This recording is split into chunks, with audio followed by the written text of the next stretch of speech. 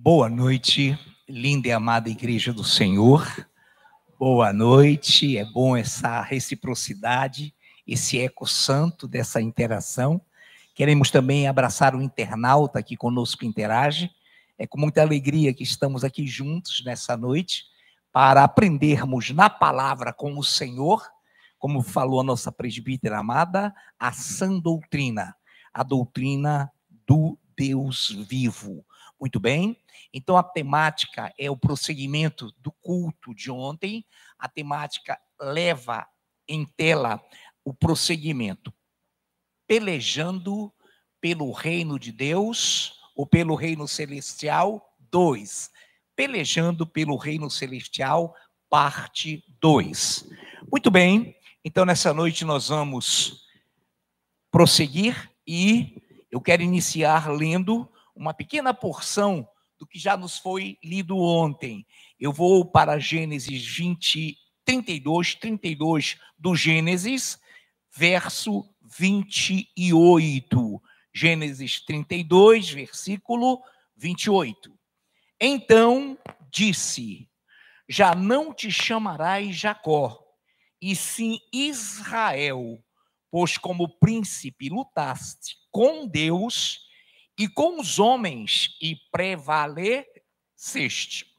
Deus vivo, como é bom, como é glorioso adorar-te, cultuar-te e nos reunirmos na tua presença uma vez mais desta feita, neste culto de doutrina, e já termos, Pai, iniciado de forma maravilhosa, de forma gloriosa, este culto tremendo, através da oração dos 5 minutos, também de uma linda e gloriosa ministração, de lindos e gloriosos louvores, e agora também, Pai, temos a convicção de que o Senhor falará conosco, através de sua palavra, porque esperamos e almejamos e desejamos ardentemente isso, crescer de glória em glória na tua presença. Em nome de Jesus, amém. Muito bem, então, disse: já não te chamarás Jacó, e sim Israel, pois como príncipe lutaste com Deus e com os homens e prevaleceste. Muito bem, gloriosamente nessa noite, entendamos algo. Quando o Senhor Deus se caracterizou como homem numa forma teofânica, suportável a Jacó, para que ele não visse a glória do Senhor, como Deus vivo era, é e eternamente será, e fosse fulminado, Deus então apresentou-se a ele como homem, nas várias formas e nuances de Deus apresentar-se numa forma teofânica. O que é isso? Teofania, Teos e fania. A visão de Deus de uma forma que o homem possa suportar. A visão de Deus através de uma visão ilusória, aparente, porém real, concreta, de um homem. Então disse este homem: já não te chamarás Jacó, e sim Israel, pois como príncipe lutaste com Deus e com os homens e prevalecestes. Olha que coisa linda. Em primeiro lugar, a palavra não está dizendo lutaste contra Deus. Olha que coisa linda.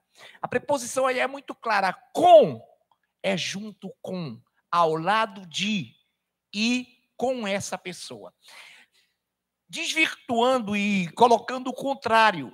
Lá, daqui a pouco veremos, no Apocalipse 17, nós vamos ler uma passagem interessante, quando a palavra de Deus diz que eles vão lutar contra Jesus.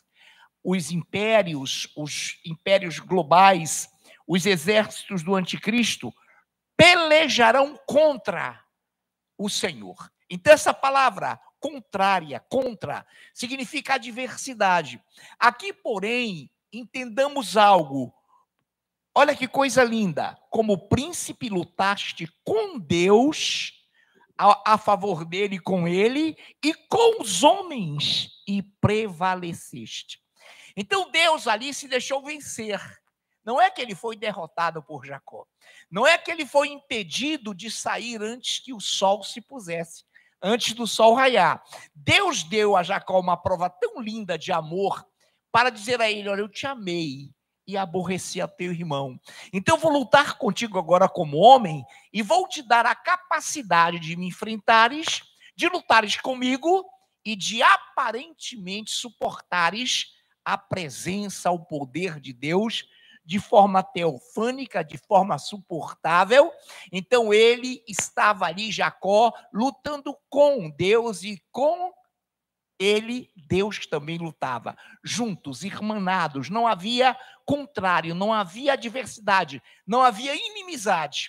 Então, nesse momento, nós entendemos perfeitamente que Jacó estava ao lado junto de Deus, numa luta gloriosa. E, por fim, quando ele exausto, Jacó, e o anjo, ou o homem que com ele lutava, o anjo, olha, vamos parar, e tocou-lhe na articulação da coxa, aqui na altura do quadril, deslocou-se e Jacó passou a manquejar até um certo momento de sua vida. Então, nesse momento, nós entendemos que Deus esteve com Jacó, ao lado de Jacó, e entendemos também que Jacó, como príncipe, como principal, como alguém que sabia o que queria, lutou não só com Deus, mas com os homens também. Lutou com Esaú, lutou a favor e com Rebeca, que o ajudou a ludibriar Isaac, para que ele fosse, Jacó, o preferido e ganhasse a primogenitura, que foi vendida, que foi totalmente relegada a um segundo plano por Esaú. Então lutaste com Deus, por quê? Porque ele queria o quê? A primogenitura. O que ele queria? A bênção maior. Então ele enfrentou o seu irmão Esaú, viu-lhe a fraqueza, não matou Esaú, muito pelo contrário, o fez saborear um ensopado excelente de lentilhas. E Esaú, então, disse: vai, eu te dou o meu direito de primogenitura, até porque Esaú estava com preguiça de fazer um cozinhado. E nesse momento, então, o Jacó lutou com ele, prevaleceu com os homens, esteve ao lado dos homens, sempre com o maior objetivo, que era o de herdar a bênção maior, que era a de herdar a primogenitura. Então Jacó não lutou contra Deus. Não foi uma luta árdua, não foi uma luta beligerante de confronto em que os confrontantes queriam destruírem-se. Não, foi uma luta de união, de unidade. Deus queria e mostrou amar a Jacó, a tal ponto que se deixou por ele, Jacó, vencer, entre aspas, até o momento em que ele o abençoou. E Jacó disse: eu não vou te largar. Enquanto tu não me abençoares, tu não vais sair daqui. E o homem, o ser, o teofanicamente Deus, disse: pega a bênção, vai-te em paz, prossegue, sê fiel, vai, meu filho, porque eu te amei e aborreci o teu irmão Jacó. Entendamos então por aí, por esse ângulo glorioso, poderíamos pegar outras passagens para corroborar, mas não são necessárias porque o entendimento é muito claro. Então ele não lutou contra Deus, ele lutou com Deus e com os homens. Não quis matar Esaú, muito menos a mãe que o ajudou, que ele amava, e muito menos o pai, que ele amava tanto, e que, apesar de enxergar muito mal, iludiu-se com os pelos colocados e feitos com muita sabedoria pela Rebeca. E por isso, e pronunciando uma língua agora sobre Rebeca, que não tem nada a ver com português, tá, amados? Muito bem.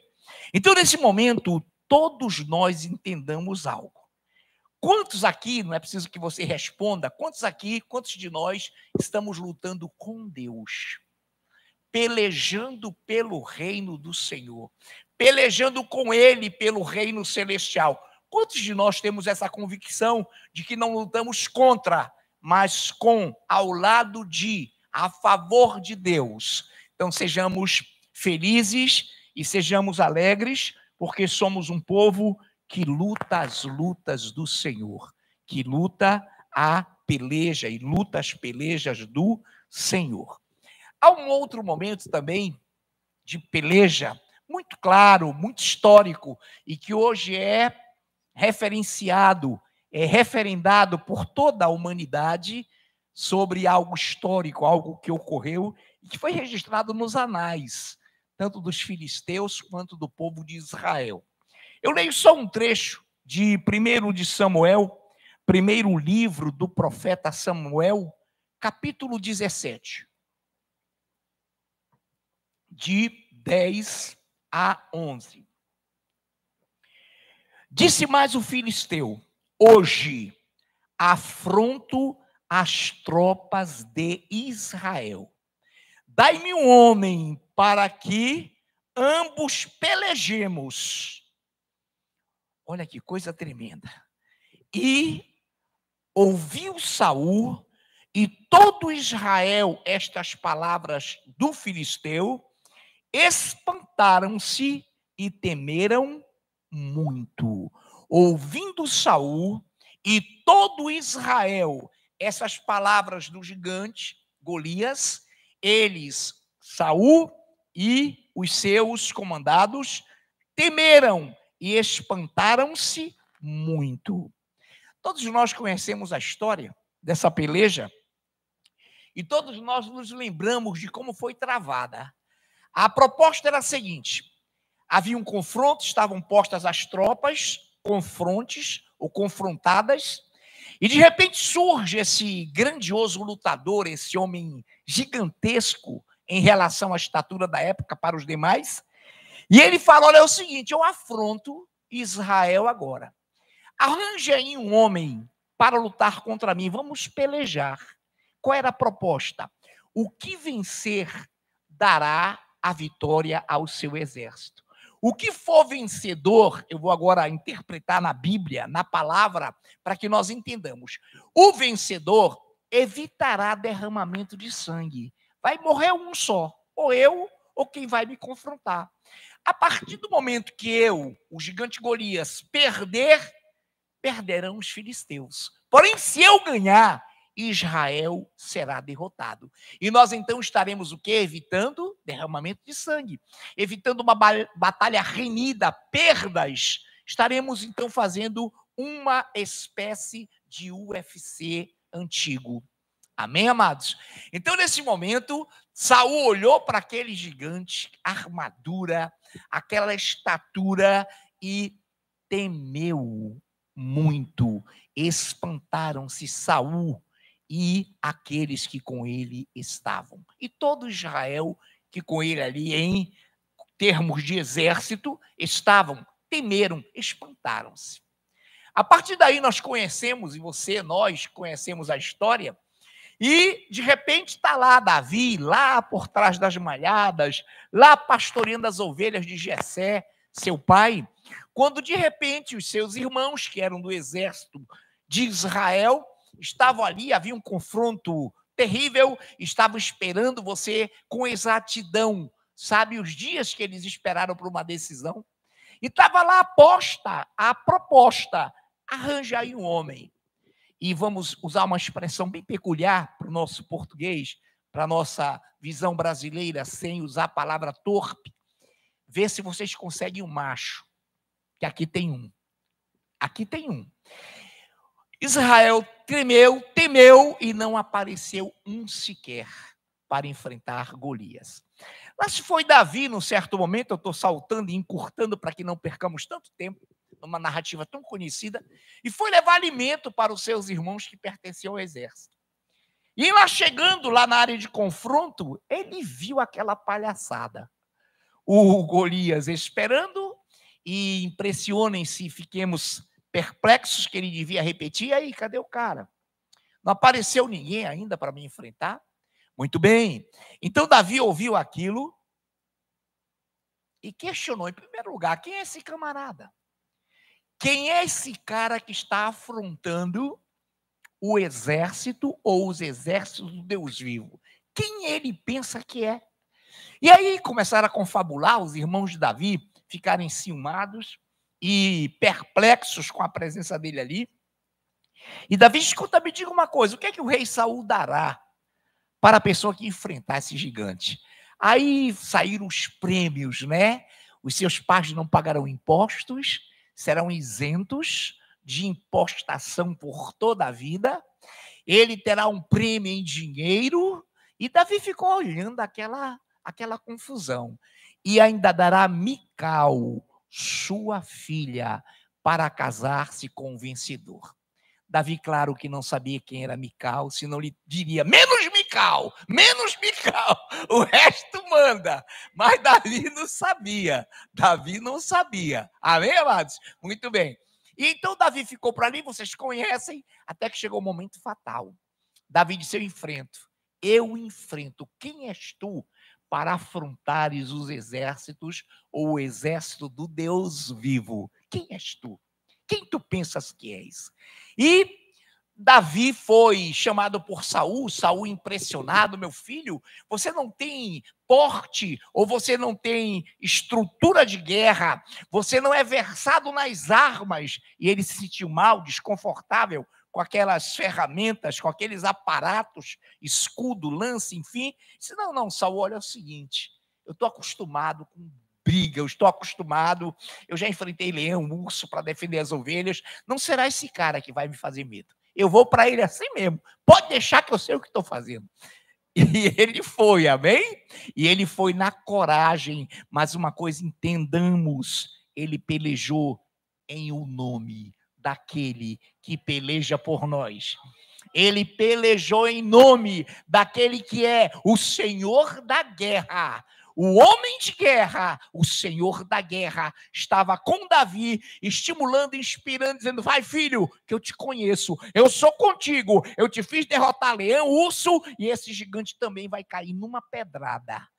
Aí você, está lá escrito não, uma pedrada não, mas era só uma mesmo. Amém? Amados do Senhor, resumindo a história, você conhece, a peleja ocorreu. E lá vem o Golias, tu vens contra mim, contra pau, né? Com pau, perdão, com essas armas tão infantis, uma funda e todo armado. E o Davi, então, solta uma bomba espiritual, solta uma palavra, irmão, que não há inferno que resista. Eu vou contra ti. Em o nome do Senhor dos Exércitos. Eu vou contra ti, gigante, em nome do Senhor dos Exércitos, a quem afrontastes. Eu vou contra ti nesse nome. E nós sabemos e conhecemos a história. Ele tombou, ele morreu, Davi degolou-lhe, cortou-lhe a cabeça, como prometera, e Israel cantou a vitória, e Israel obteve a vitória através de um homem chamado Davi, que nem pertencia às fileiras do exército, que nem era paramentado, nem estava com nenhuma medalha hierárquica ou de premiação, mas derrubou o filisteu e deu vitória ao Senhor dos Exércitos, que, melhor dizendo, deu a vitória a ele. O Senhor dos Exércitos lutou com Davi contra Golias. E Golias, então, tombou com uma pedrada certeira que alojou-se na sua fronte, na sua testa. Foi algo fantástico. Foi algo maravilhoso. Eu quero ler com a amada Igreja do Senhor 41 do livro do profeta Isaías, 41 do livro do profeta Isaías. E então, eu passo a ler isso, vou já falar do versículo, ou dos versículos, para que não leiamos todo o capítulo, eu vou elencar aqui, do 8 até o 15, dá para que nós tenhamos uma visão. 41 do profeta Isaías, do 8 até ao 15. Mas tu, ó Israel, servo meu, tu, Jacó, a quem elegi, descendente de Abraão, meu amigo, tu, a quem tomei das extremidades da terra, e chamei dos seus cantos mais remotos, e a quem disse, tu és meu servo, eu te escolhi e não te rejeitei. Não temas, porque eu sou contigo. Não te assombres, porque eu sou o teu Deus. eu te fortaleço e te ajudo e te sustento com minha destra fiel. Eis que envergonhados e confundidos serão todos os que estão indignados contra ti. Serão reduzidos a nada. Os que contendem contigo perecerão. Aos que pelejam contra ti, buscá-los-ás, porém não os acharás. Serão reduzidos a nada e a coisa de nenhum valor os que fazem guerra contra ti. Porque eu, o Senhor teu Deus, te tomo pela tua mão direita e te digo: não temas que eu te ajudo. Não temas, ó vermezinho de Jacó, povozinho de Israel, eu te ajudo, diz o Senhor, e o teu Redentor é o Santo de Israel. Eis que farei de ti um trilho cortante e novo, armado de lâminas duplas. Os montes trilharás e moerás, e os outeiros reduzirás a palha. Amados, aqui está a promessa a Jacó que ele elegeu, a Jacó que ele constituiu, filho de Abraão, da descendência de seu amigo, e nessa noite, preste atenção em algo.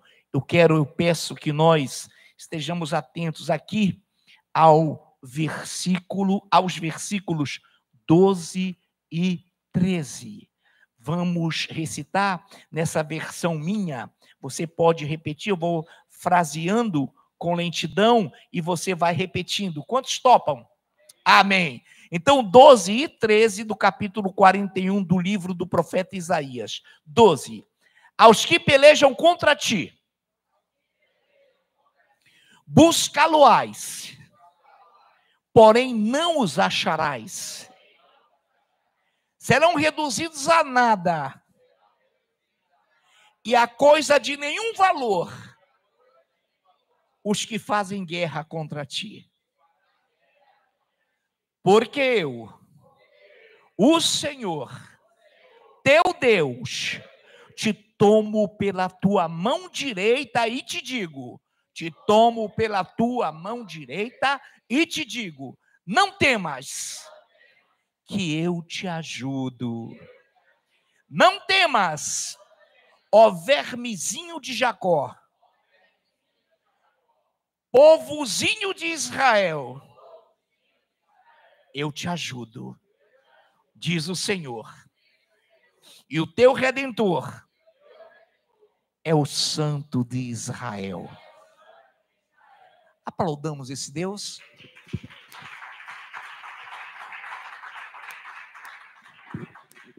Agora olhe para o seu irmão, onde você puder, e fale para ele carinhosamente: não temas, ó vermezinho de Jacó. Que palavra carinhosa, vermezinho, né? Vamos lá? Pro outro. Não temas, ó vermezinho de Jacó. O Senhor te ajuda, o Senhor é contigo. Amém, vermezinho? Aleluia! Essa palavra que Deus carinhosamente também nos identifica, nos chama de vermezinho de Jacó. Queridos, não é para temer. Os que fazem guerra contra ti, você pode pensar, não, mas não tem ninguém puxando arma, revólver, faca, irmão, em qualquer área, em qualquer instância psicológica, enfim, qualquer área política, social, ele diz: não tema o que fazem guerra contra ti. Não temas, porque eu te ajudo, eu vou acabar com eles. Eu vou pelejar contigo. Te tomo pela tua mão direita. Oh, aleluia. Agora vamos repetir o 10. Lindo, lindo. O 10. Não temas, porque eu sou contigo. Não te assombres, porque eu sou o teu Deus. Eu te fortaleço e te ajudo e te sustento com minha destra fiel. Quem é a destra fiel do Senhor? O Senhor e Salvador Jesus Cristo. Quem é Ele? Aquele que num arraial matou de uma só pancada 185 mil assírios. É Ele, a destra fiel do Senhor, que está contigo, que está conosco. Ele é o nosso Senhor e Salvador. Glórias ao Rei. Querida igreja do Senhor, Vamos agora, temos tempo, graças a Deus, temos tempo. O tema é muito vasto e daria umas 3 doutrinas ou 2 doutrinas, mas teve um culto e uma doutrina. Eu quero abrir com a igreja Apocalipse, capítulo 11.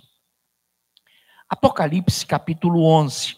E nós vamos paulatinamente lendo e vamos ver algumas nuances escatológicas, mas não vamos nos deter muito, somente o que for necessário para o nosso tema.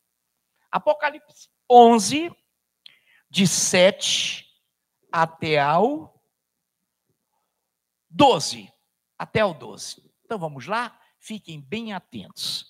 Eu já peço que daqui a pouquinho, quando solicitada, a nossa presbítera amada, linda e ungida presbítera Andriane Gonçalves, já chamando o nome do amado dela, Andriane Gonçalves, nos lesse daqui a pouquinho, quando solicitada, Apocalipse 19, de 19 ao 21. Mas vamos todos nós agora com Apocalipse 11, para remirmos o tempo e chegarmos a bom termo. Apocalipse 11, eu falei do 7 ao 12. Quando tiverem, então, concluído o testemunho que devem dar, a besta que surge do abismo pelejará contra elas e as vencerá e matará. E o seu cadáver ficará estirado na praça da grande cidade, que espiritualmente se chama Sodoma e Egito, onde também o seu Senhor foi crucificado. Então, muitos dentre os povos, tribos, línguas e nações contemplam os cadáveres das 2 testemunhas por 3 dias e meio, e não permitem que esses cadáveres sejam sepultados. Os que habitam sobre a terra se alegram por causa deles. Realizarão festas, enviarão presentes uns aos outros, porquanto esses 2 profetas atormentaram os que moram sobre a terra. Mas depois dos 3 dias e meio, um espírito de vida, vindo da parte de Deus, neles penetrou, e eles se ergueram sobre os pés, e àqueles que os viram sobreveio grande medo. As 2 testemunhas ouviram grande voz vinda do céu, dizendo: subi para aqui, e subiram ao céu numa nuvem, e os seus inimigos as contemplaram. A festa, quando eles forem mortos, será feita em todos os países do mundo. Impérios que são monárquicos, presidencialistas, os presidentes, parlamentaristas, primeiros ministros, farão festa, porque é o reinado do anticristo, é o reinado da grande tribulação. E as testemunhas apareceram dizendo que esse anticristo era um falsário, era um que não tinha nada a ver com o Messias prometido. Os judeus já estarão invocados, porque vamos ver nessa noite, o falso profeta, o sumo pontífice, fará sinais e dará a ele uma imagem para que o povo adore o anticristo na face da terra. Todo mundo está invocado porque esse camarada está lá, e quando os judeus ouvem como é que é a imagem, não vamos, de quando eles virem as 2 testemunhas que não passaram pela morte, sendo arrebatadas dentro da grande tribulação, aí a festa acabará, a tristeza atingirá a humanidade, e o Senhor dirá: subi para aqui. 3 dias e meio ficarão expostos, mortos, e quando a Bíblia fala o seu cadáver, porque esse seu pronome possessivo é justamente referindo-se aos 2, a uma, seu, sepultados não, cadáveres. Muito bem.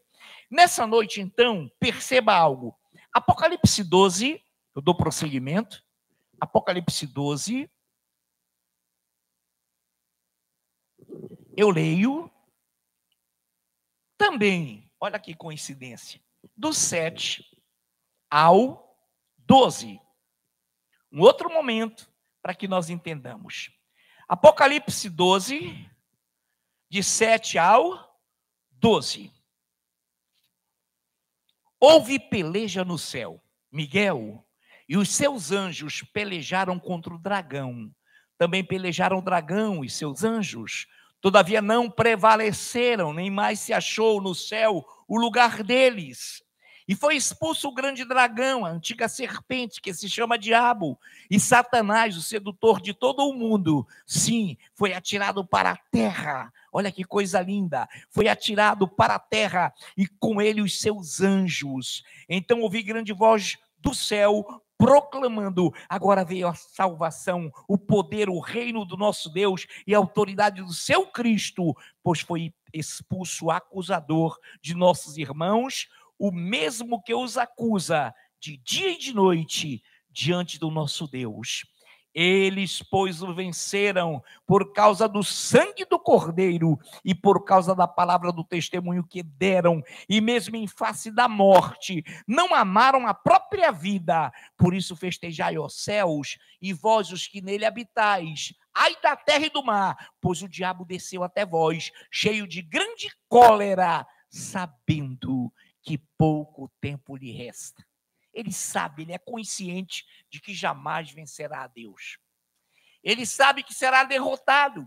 Assim como a Bíblia diz em Hebreus que quando Cristo veio já eram os últimos dias, já era o tempo escatológico que caminhava para o arrebatamento, aqui também ele já sabia que pouco tempo lhe restava.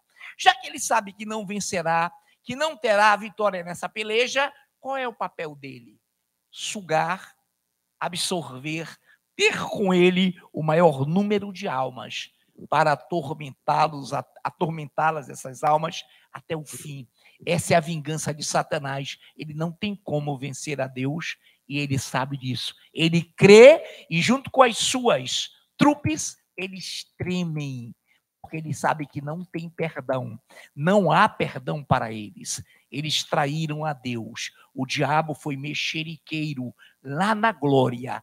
E ali em Ezequiel fala que ele fez um comércio e derrubou a terça parte dos anjos que se tornaram rebelados pela questão do mexerico de Satanás. Caíram por terra. Mas nessa noite eu quero te dizer que ele é convicto de que pouco tempo lhe resta. E é por isso que nós, sabedores dessa realidade, não tememos, resistimos ao diabo e ele fugirá, e ele tem fugido, e ele continuará fugindo de nós, porque se você é de Cristo, você não retrocederá. Lembram da ministração? Nós não somos dos que retrocedem, mas prossigamos e prosseguiremos para o alvo. Nessa noite, a minha linda e ungida presbítera, ministra, vai nos ler Apocalipse 19. 19 é uma outra nuance, um outro ângulo. Apocalipse 19, de 19 ao 21. 19, do 19 ao 21. E vi a besta e os reis da terra, com os seus exércitos, congregados para pelejarem contra aquele que estava montado num cavalo e contra o seu exército. Mas a besta foi aprisionada, e com ela o falso profeta, que com sinais feitos diante dela, seduziu aqueles que receberam a marca da besta e eram os adoradores da sua imagem.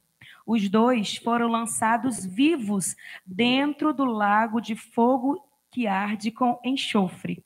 Os restantes foram mortos com a espada que saía da boca daquele que estava montado no cavalo, e todas as aves se fartaram das suas carnes. Glória a Deus, glória a Deus. Tremenda leitura. Amados, prestem atenção. Aqui está algo que você só é perder um pouquinho de tempo pequenininho e atentar. Eu vou repetir o início da leitura da nossa amada presbítera. E vi a besta e os reis da terra. Esses reis da terra são aquelas autoridades que reinam, que são príncipes, principais, e que podem ser primeiros ministros, presidentes, monarcas. Ainda existe monarquia hoje? Existem no plural. Então, olha lá.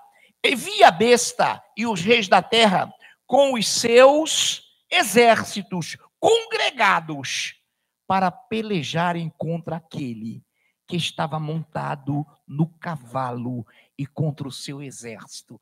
quem estava montado no cavalo? O Senhor Jesus. Apocalipse 11, lê em casa, montado no cavalo branco, Cristo, junto com seus exércitos, até nós que voltaremos com ele, os seus anjos, querubins, serafins, glória a Deus e à sua igreja. Olha que coisa linda, e contra o seu exército. Mas a besta, quem é essa besta? Governo. Quem é essa besta? O anticristo. Então, agora, atentem. Mas a besta, aqui dá uma doutrina gigantesca, mas a besta foi aprisionada e com ela, junto com ele, besta governante, e com ela o falso profeta. Quem é o falso profeta? O sumo pontífice. O falso profeta, aquele que vai chancelar, carimbar e afirmar ao mundo, numa única só e única religião, de que o anticristo é o Messias. Ele unirá islâmicos, enfim, todas as nações, e eu vou repetir. E com ela a besta, o anticristo, o falso profeta, que com os sinais feitos diante dela, diante de quem? Da besta. Quem é que vai fazer sinais diante do anticristo? O falso profeta.